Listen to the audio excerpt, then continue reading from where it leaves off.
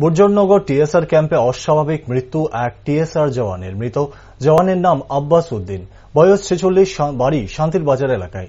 অন্যান্য দিনের মতো শনিবারেও আব্বাস উদ্দিন কর্তব্য কাজ সেরে খাওয়া দাওয়ার পর স্বাভাবিকভাবেই ঘুমিয়ে পড়েন। কিন্তু রবিবার সকালে আব্বাস উদ্দিন ঘুম থেকে উঠছেন না, আর তখনই অন্যান্য টিএসআর জওয়ানরা তাকে ডাকাডাকি করলেও আব্বাস উদ্দিন কোনো সাড়াই দিচ্ছিল না।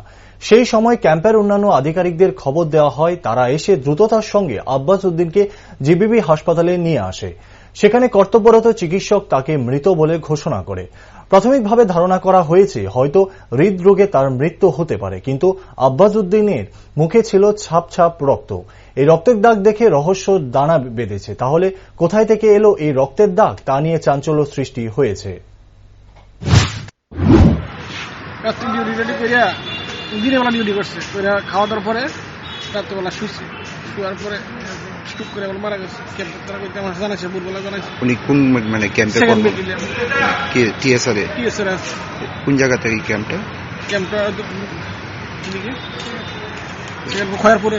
আচ্ছা, আপনারা গিয়ে বাইরে কি অবস্থা পাইছেন? মানে তখন দেখছি, মাত্র দেখছি। পুলিশের থেকে জানানো কি করা হয়েছে, আপনারা কিভাবে মারা গেছে? বা টিএসআর ক্যাম্প থেকে আমাদের জানানো হয়েছে। তারা কি কইছে? মানে তারা কইছে যে ম্যানেজমেন্ট ভাই তো ভোরবেলা আমরা ডাকছি, ডাকার পরে তো কোনো সারা শব্দ করতেছে না।